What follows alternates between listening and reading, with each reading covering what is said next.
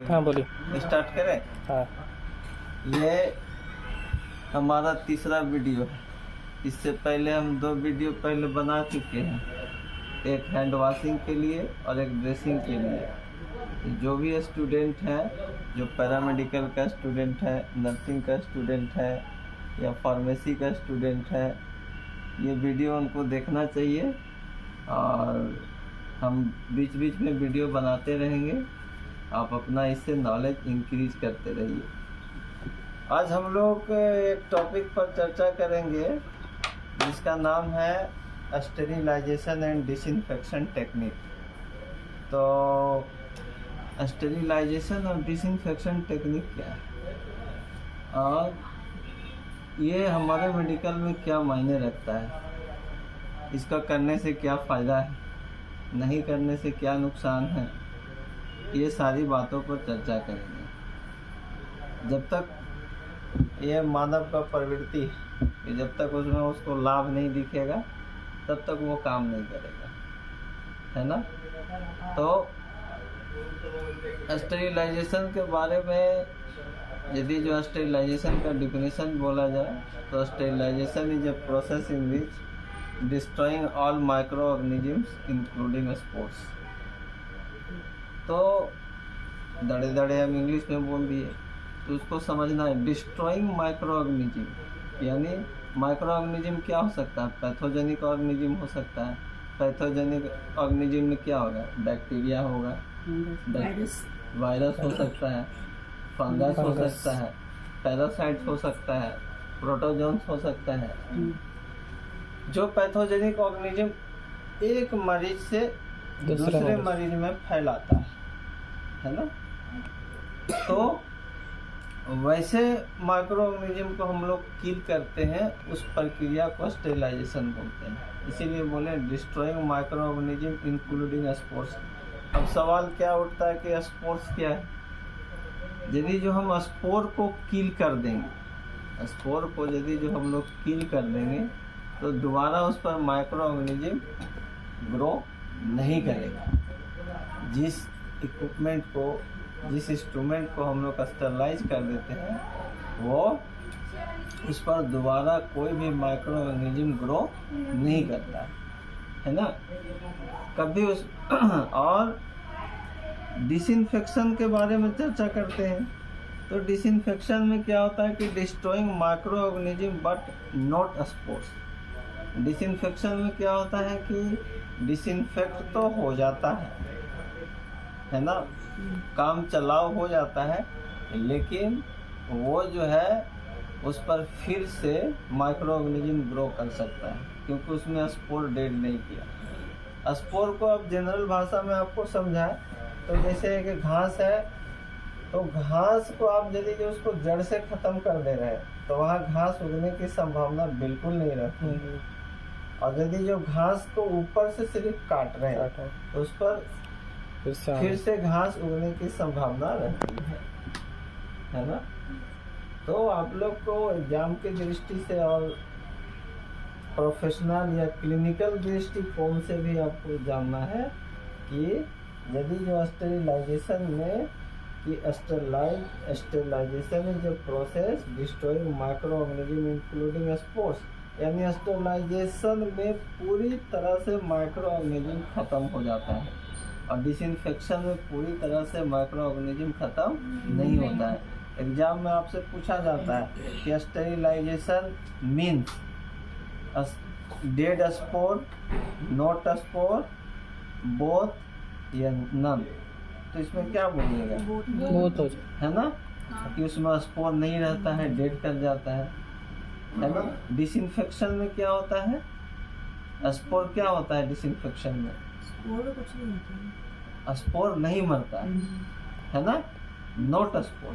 तो ये दोनों चीज को आपको खाली समझ लीजिएगा, बहुत सारा एग्जाम में आपको क्लियर हो जाएगा। अब हम लोग चर्चा करेंगे कि स्टेरिलाइजेशन करने के बहुत सारे तरीके हैं।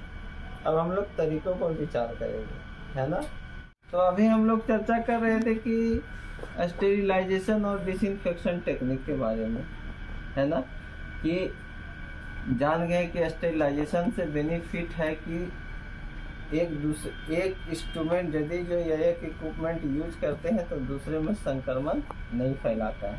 ये तो आप लोगों को फायदा पता चल गया कि यदि जो हम स्टेरिलाइजेशन इंस्ट्रूमेंट का इक्विपमेंट को नहीं करेंगे तो जितना भी, जैसे एक पेशेंट नॉर्मल पेशेंट है और एक अच्छा पेशेंट है ना, तो एक खराब पेशेंट है। तो खराब पेशेंट कहने का मतलब है कि वो HIV से ग्रसित हो सकता है, TB से ग्रसित हो सकता है, हेपेटाइटिस से ग्रसित हो सकता है। उस इंस्ट्रूमेंट को यदि जो हम जो नॉर्मल पेशेंट है, जो ये सब वायरस वगैरह से संक्रमित नहीं है, यदि जो हम इंस्ट्रूमेंट और इक्विपमेंट को स्टेरलाइज नहीं करेंगे तो जो नॉर्मल पेशेंट है वो इन्फेक्टेड पेशेंट का जैसा हो जाएगा, है ना।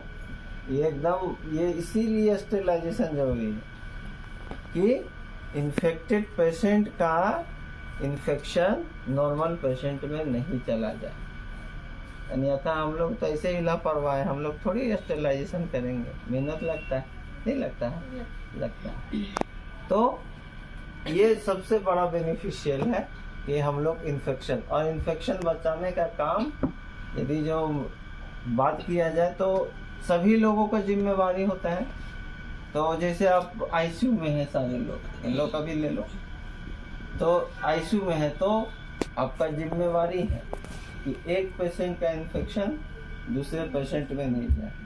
एक ICU टेक्नीशियन का सबसे बड़ा जिम्मेवारी है। यदि आप OT असिस्टेंट है, OT टेक्नीशियन है, तो आपकी जिम्मेवारी OT के लिए चला जाएगा। आप डायलिसिस टेक्नीशियन है तो आपको डायलिसिस की तरफ चला जाएगा, क्योंकि कहीं कहीं जगह पर स्टाफ नर्स का रहता है, वो लोग देखती है। डॉक्टर तो आपको नहीं देख रहा है कि आप कैसे काम कर रहे हैं, है ना। तो ये टेक्निक बहुत जरूरी है और सबको पहले तो पता होना चाहिए, है ना, कि करना क्या है। ठीक है, तो सबसे पहले है कि जैसे हम लोग अभी ICU में क्या क्या प्रोसीजर कर रहे हैं, सेंट्रल लाइन डलवा रहे हैं, इंटूबेशन करवा रहे हैं, ट्रेकियोस्टोमी करवा रहे हैं, ब्रोंकोस्कोपी करवा रहे हैं, टैपिंग करवा रहे हैं, यही सब प्रोसीजर चलता है हमारे यहाँ। तो यदि जो हम लोग सेंट्रल लाइन लगा रहे हैं तो मान लीजिए कि 2 पेशेंट है, ये पेशेंट है, ये पेशेंट है, इनको HIV हुआ है, इनको नहीं हुआ। अब जो इनको इंस्ट्रूमेंट हम इस्तेमाल किए, बिना स्टेरलाइज किए इनको इस्तेमाल किए, इनको HIV होगा कि नहीं होगा। ये सबसे बड़ा हम लोग गलत काम कर रहे हैं, है ना। तो इस चीज को बचाने के लिए हम लोग स्टेरिलाइजेशन करते हैं, है ना। तो जैसे अभी हम लोग ICU का अपना बात करें तो जैसे ही सेंट्रल लाइन लगाते हैं तो ट्रे तैयार करना है, ट्रे तैयार करके, और अभी जैसे कि हमारे यहाँ ऑटोक्लेव मशीन नहीं है, यहाँ पर ऑटोक्लेव मशीन है नहीं है, तो ऑटोक्लेव मशीन नहीं है तो अभी हमारे पास मशीन है, अभी चल के हम लोग आपको दिखाएंगे। प्लाज्मा मशीन है, प्लाज्मा स्टेरिलाइजेशन प्लाज्मा के थ्रू होता है ना।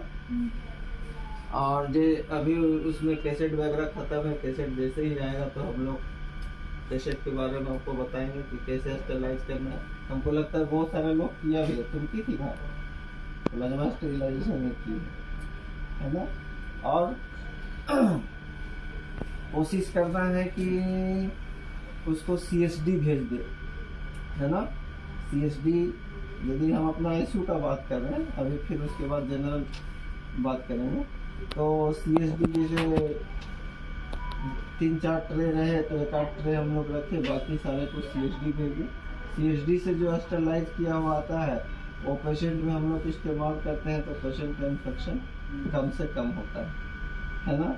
कुछ इक्विपमेंट जैसे साइडेक्स में डाल देते हैं, एग्जाम में पूछा जाएगा कि साइडेक्स में कौन सा केमिकल रहता है,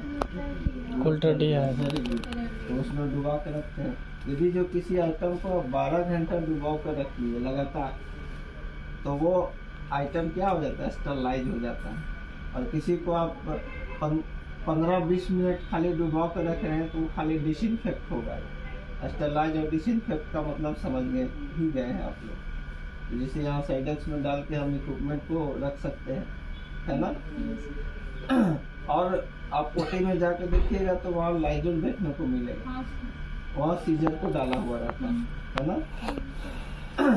अब हम लोग चर्चा करते हैं कि स्टेरिलाइजेशन का क्या टेक्निक है। टेक्निक के बारे में हम चर्चा करते हैं। हमारे पास जो सुविधा था उसके बारे में चर्चा की कि आईसीयू में ये है, ऐसे ऐसे हम लोग करते हैं, काम कैसे हो रहा है आप लोग को भी पता है ना। तो स्टेरिलाइजेशन को बहुत सारा 2 भाग ग्रुप में बांटा है मेथड में। कहीं कहीं आपको 3 मेथड मिलेगा, ठीक है। तो जैसे अभी हम लोग 3 मेथड के बारे में चर्चा करते हैं, अलग अलग चर्चा करते हैं। फिजिकल मेथड, दूसरा क्या मेथड है, केमिकल मेथड, तीसरा कौन सा मेथड है, रेडिएशन। तो पहला यदि जो फिजिकल मेथड के बारे में चर्चा करें तो फिजिकल मेथड में आपको दिखेगा जैसे कि हम लोग सनलाइट से कौन सा रेज निकलता है, अल्ट्रावायलेट रेज से जितना भी, जैसे हम लोग का क्लॉथ्स हो गया, आप लोग का एप्रॉन हो गया, और नेचुरल जो लेक्स हैं, है ना, झील है, तालाब है, झरना है, तो वो नेचुरल रूप से अल्ट्रावायलेट रेज से वो स्टरलाइज होता है। यदि जो सनलाइट नहीं रहेगा तो वो जो है से स्टरलाइट नहीं होगा। ये हम लोग नेचुरली देखते हैं। अब उसी चीज़ को हम लोग हॉस्पिटल में उठा के लाते हैं। तो हॉस्पिटल में हम लोग जो है से 2-3 तरह का है। पुराना मेथड था कि पानी खौल रहा है ना, बॉयल हो रहा है, तो बॉयल कितना डिग्री सेल्सियस पर होता है, 100 डिग्री सेल्सियस। सारा चीज़ पूछता है जो है से कि the water boils at temperature, है ना, तो 100 डिग्री सेल्सियस। तो 100 डिग्री सेल्सियस में बहुत सारा जो माइक्रो ऑर्गेनिज्म है वो डेड नहीं होता है। तो इसीलिए इस मेथड को जो है से बहुत अच्छा नहीं माना गया, उसको डिसइंफेक्शन के कैटेगरी में रख दिया गया कि बॉइलिंग से यदि जो आप लोग करते हैं तो वो क्या हो जाएगा कि उससे आप सिर्फ डिसइंफेक्ट हो जाएगा, 15-20 मिनट खाली गर्म पानी में खौला दिए। तो जहाँ पर सुविधा नहीं है उसके लिए ठीक है। लेकिन आगे यदि जो हम लोग बात करेंगे तो इसमें हम लोग 2 मेथड रखते हैं, एक ड्राई हीट का, एक मॉइस्ट हीट, है ना। तो ड्राई हीट में क्या होता है कि उसमें वाटर का कोई मकसद नहीं रहता, वाटर का कोई रोल नहीं रहता। उसमें क्या होता है कि एक तो चूल्हा जैसा रहेगा, उसको हॉट एयर ओवन बोलते हैं। उसमें इंस्ट्रूमेंट को बढ़िया से क्लीन कर लीजिए, क्लीन करने के बाद ड्राई करना है और हॉट एयर ओवन में डालना है। वो 160 डिग्री सेल्सियस। एग्जाम में पूछता है कि यदि जो आप हॉट एयर ओवन में करते हैं तो उसका कितना रहता है टेम्परेचर, तो आपको बोलना होगा 160 डिग्री सेल्सियस। कितने के लिए, तो 30 मिनट्स के लिए, आधे घंटे के लिए, ये फिक्स टाइम है ना। और कौन कौन सा कर सकते हैं, तो जितना भी हैवी इंस्ट्रूमेंट है, जैसे हम लोग हैवी इंस्ट्रूमेंट आपको न्यूरो सर्जरी में देखने को मिलेगा, ऑर्थो सर्जरी में देखने को मिलेगा, ठीक है। और जो सील्ड आपका जो है पाउडर रहता है, जो हम लोग कभी कभी ऑपरेशन में यूज करते हैं, ग्रीस रहता है ना। तो लेबोरेटरी का भी चीज उसमें, जैसे पेट्री डिश हो गया, है ना, टेस्ट ट्यूब हो गया, तो सारे चीज जो है से हम लोग हॉट एयर ओवन में कर सकते हैं स्टरलाइज, ठीक है। और सबसे जो मोस्ट इम्पोर्टेंट है वो है ऑटोक्लेव। ऑटोक्लेव को समझना बहुत ही मुश्किल नहीं है, अब बहुत ही आसान है। आपको कभी फुर्सत मिले तो रिम्स का COT में है CSD वाला छोटा सा, वहाँ चले जाइए। और कभी आपको मौका मिले तो आप जो है से यहाँ CSD हमारा अपना जो रहता है वो वर्कर लोग, तो कभी टाइम मिले तो जरूर जाइए। उसमें क्या होता है सब आपको बता देते हैं। समझना इसलिए मुश्किल, डाल दिए, पानी डाल दिए और उसको फिर इधर से बर्नर से हीट दिए, तो हीट से क्या हो गया, पानी क्या होगा, वेपर बना। यानी स्टेरिलाइजेशन कैसे होगा, स्टीम अंडर प्रेशर, अंदर में स्टीम बन रहा है, प्रेशर डाल रहा है, चावल के ऊपर पक जा रहा है, आप आसानी से उसको खा ले रहे हैं, नहीं खा ले रहे, तो वो हो गया। तो उसी तरह इंस्ट्रूमेंट को क्या करते हैं, यहाँ पर फर्क क्या है कि कुकर में आप 100 डिग्री सेल्सियस से ज़्यादा नहीं टेम्परेचर देते हैं, लेकिन जो ऑटोक्लेव मशीन होता है, ऑटोक्लेव जो मशीन है उसमें टेम्परेचर रहता है कितना, कौन बताएगा, 121 डिग्री सेल्सियस। कितना रहता है 121 डिग्री सेल्सियस, 121। परीक्षा में ये पूछे है ना। टेम्परेचर हो गया, उसके बाद इसका टाइम ड्यूरेशन कितना लगता है? इसका अभी बता रहे हैं कि अब 121 हो गया।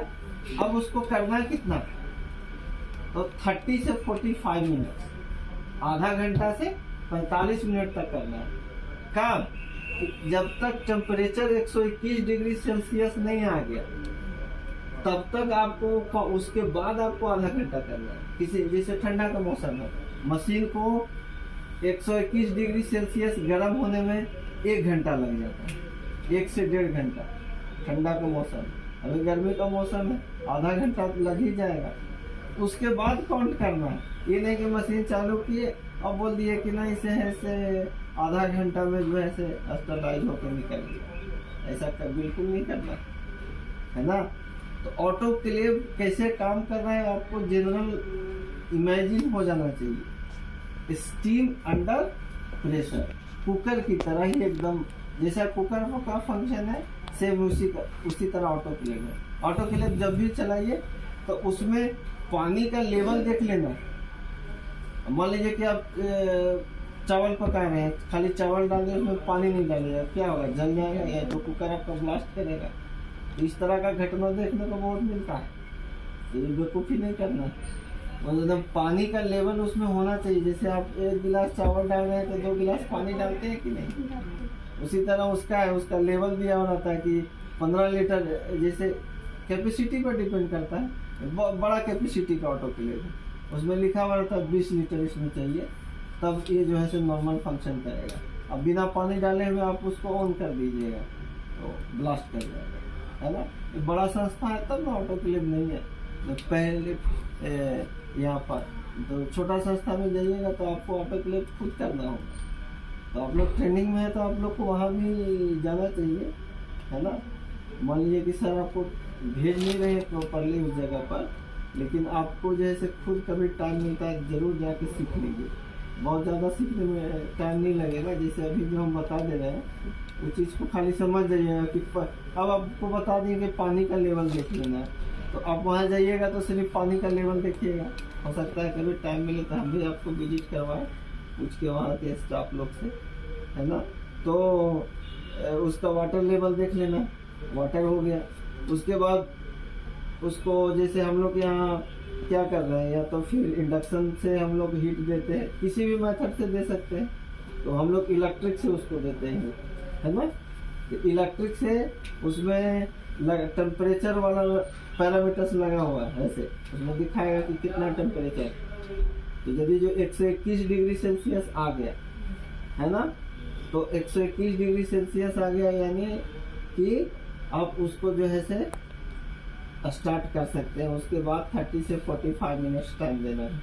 प्रेशर कितना रहता है, 15, है ना, 15 PSI, पाउंड स्क्वायर, है ना, उसका प्रेशर रहता है, 15 रहता है। बार में दे प्रेशर का, या तो हम लोग किस में मापते हैं, बार में या पास्कल में। तो बार में देखते हैं तो 10 से 12 बार, है ना। PSI में देखते हैं तो 15। एग्जाम के दृष्टिकोण से आपको पूछेगा normal value of time, temperature और प्रेशर ऑफ ऑटोक्लेव। तो टाइम आपको जानेंगे 30 से 45 मिनट। टेम्परेचर आपको पता होना चाहिए 121 डिग्री सेल्सियस। प्रेशर की बात करें तो 15 PSI, ठीक है। ये आपका हो गया ऑटोक्लेव। ऑटोक्लेव बहुत ही बढ़िया है, एक तो सस्ता है और सबसे सस्ता भी है, और बहुत, जो भी हॉस्पिटल में जाइएगा ऑटोक्लेव मिलेगा, है ना। कहीं जाइएगा तो ये नहीं बोलना है ऑटोक्लेव नहीं जानते हैं, जैसे बोलिए ऑटोक्लेव नहीं जानते हैं, आपका इंप्रेशन ऐसे ही खराब हो जाएगा। किसी का तो खाली जॉब ही लगता है आपका इसमें ऑटोक्लेव के लिए, CSD में, है ना। उसमें उसको 15-20 हज़ार देता है। सेंट्रल गवर्नमेंट में स्पेशल बहाली है CSD टेक्नीशियन का, स्पेशल अच्छा सैलरी देता है। क्योंकि जितना भी आप जो है से इक्विपमेंट है, इंस्ट्रूमेंट है, यदि जो ऑटोक्लेव नहीं रहेगा तो पेशेंट का आउटकम, आप किसी तरह का दवा खिला दो पेशेंट को, उसका आउटकम आने वाला नहीं है, वो जैसे सर्जरी वगैरह में और इसका मायने रखता है। जैसे आप सर्जरी कर दिए, आपका इंस्ट्रूमेंट खराब है, ऑटोक्लेवेबल नहीं है, स्टरलाइज नहीं है, तो पेशेंट को क्या होगा? इन्फेक्शन हो जाएगा। इन्फेक्शन हो जाएगा। बेचारा आया था कि ऑपरेशन वगैरह करवा के 10-5 दिन में घर भागेंगे, एक सप्ताह में, और इन्फेक्शन हो गया, 1 महीना से पड़ा हुआ है, पस निकल रहा है, ड्रेसिंग प्रोड्यूसिंग हो रहा है, पस कल्चर किया जा रहा है, पस कल्चर करके एक ऑपरेशन होगा कि वो कॉमर्शियली तौर पर यूज होता है। कंपनी वगैरह जो है वो लोग रेडिएशन से इस्तेमाल करता है।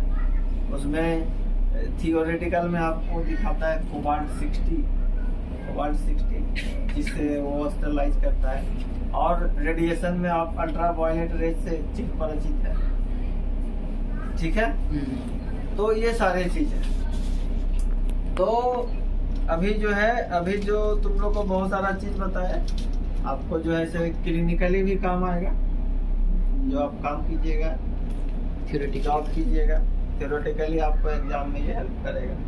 ठीक है, बाकी आपको जो है से नेक्स्ट कभी इसके बारे में हम लोग क्वेश्चन आंसर आप करेंगे, है ना। आपसे क्वेश्चन पूछा जाएगा, आप उसका आंसर दीजिएगा।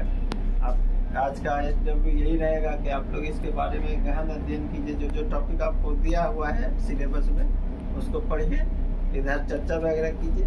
उसके बाद हम 50 को क्वेश्चन बनाएंगे, पीछे वाला देख के, पीछे वाला जो प्रीवियस ईयर क्वेश्चन पूछा है फिर आप लोग से पूछा जाएगा, तब जाके आप लोग को कॉन्फिडेंस क्लियर होगा, फिर आसानी से आपको कर लीजिएगा। पहले आप इसको समझना है कि क्या है ना। तो आज आप लोग समझिए, नेक्स्ट दिन वो रखेंगे तो आपको पूरी तरह से 100% क्लियर हो जाइए। तो जितना बताया उसको एक बार फिर से रिवाइज करवा देते हैं। स्टेरिलाइजेशन में स्पॉट हिट कर जाता है, डिसइंफेक्शन में स्पॉट नहीं मरता है। स्टेरिलाइजेशन का टेक्निक का चर्चा करें तो फिजिकल, केमिकल और रेडिएशन होता है। फिजिकल में आपको जो है से ड्राई हीट और मॉइस्ट हीट। तो ड्राई हीट में हॉट एयर ओवन में करते हैं, मॉइस्ट हीट में हम लोग ऑटोक्लेव मोस्ट कॉमन है, और बॉइलिंग है। तो बॉइलिंग को हम लोग अब अच्छा नहीं मानते, है ना। तो ये आपका हो गया फिजिकल। और केमिकल में बहुत सारा केमिकल है, जैसे अभी हम लोग साइलेक्स बताए, है ना, बिटाडिन बताए, हाइड्रोजन पेरोक्साइड बताए, सेवलोन बताए, है ना, और सिरिंज में जैसे इथाइलिन ऑक्साइड बताए। ये सारे क्या है? केमिकल्स, है ना। और जैसे हाइपोक्लोराइड्स, ये भी केमिकल्स है, जो हाइपोक्लोराइड्स ग्रुप का है ना। तो ये इतना सारा केमिकल है। रेडिएशन में आपको जो है कोबाल्ट 60 का चर्चा किए, अल्ट्रा वायलेट रेज पता ही है। और जैसे हम लोग अभी चर्चा कर रहे थे इसके बारे में, आईसीयू वाला फ्यूमिगेशन के बारे में, आईसीयू स्टेरिलाइजेशन बोलिए या फ्यूमिगेशन बोलिए, तो उसमें जैसे फॉर्मेलिन का यूज किए थे, लेकिन लेटेस्ट कॉन्सेप्ट बोला कि आप फॉर्मेलिन का यूज मत कीजिए, क्योंकि बहुत खतरनाक स्मेल है उसका। आप ये फ्यूमिगेशन करने के 12 घंटा बाद ही आप ऑपरेशन कर सकते हैं, या उसमें पेशेंट रख सकते हैं। पहले घुस जाइएगा, खुद बेहोश हो जाइएगा, और बाद में इसको पता चला कि ये जो है से हमारे लंग्स के लिए ठीक नहीं है, कैंसरस है। तो अभी जो है उसको कॉन्सेप्ट चेंज करके अभी जो किया जाता है वो हाइपोक्लोराइड से किया जाता है ना। कॉन्सेप्ट चेंज करके अभी हॉस्पिटल जो जिसको पता हो गया कि ये जो है से गड़बड़ कर रहा है फॉर्मेलिन, तो वहाँ पर अब कौन सा केमिकल आ गया? हाइपोक्लोराइड। अब हाइपोक्लोराइड से सब जगह आईसीयू और ओटी में होता है। ठीक है, आज तक यही रहेगा। Thank you, bye bye.